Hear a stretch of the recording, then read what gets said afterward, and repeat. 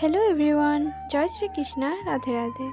তো আজকের দিনটা আমার কাছে একটু খাটাখাটনির দিনই ছিল, কারণ আমি সংসারের কাজ তো রোজই করি, কিন্তু আজকে এক্সট্রা করে আমাকে কিছু কাচাকাচিও করতে হয়েছিল। এই জন্য একটু কষ্টটা বেশিই হয়ে গেছিলো।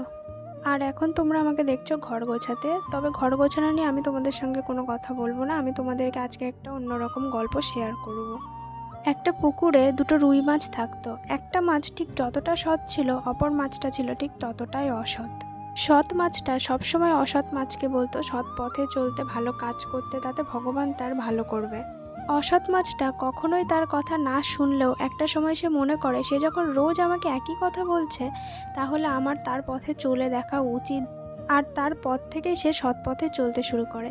কিন্তু হঠাৎই একজন জেলের জালে তারা দুজনাই ধরা পড়ে। তখন অসৎ মাছটা বলে, কি হলো আমার সততার, এই পুরস্কার দিল আজ ভগবান। তখন সৎ মাছের মুখে কোনো কথাই ছিল না। তারপর জেলে মাছ দুটোকে নিয়ে বাড়িতে যায় আর তার বউয়ের হাতে দিয়ে বলে, মাছ দুটোকে ভালো করে রান্না করো, আমি স্নান করে এসে খাচ্ছি।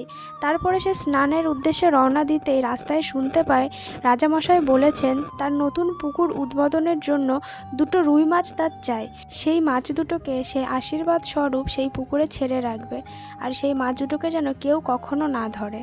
আর যে তাকে এই মাছ দুটো এনে দেবে তাকে ভালো পুরস্কার দেওয়া হবে। তখন জেলে তড়িঘড়ি মাছ দুটো এনে রাজামশাইকে দিয়ে দেয়। তাহলে কর্ম করো, ফলের আশা করো না, ভালো কাজের ভালো ফল ভগবান ঠিকই দেয়। কি, তাই তো?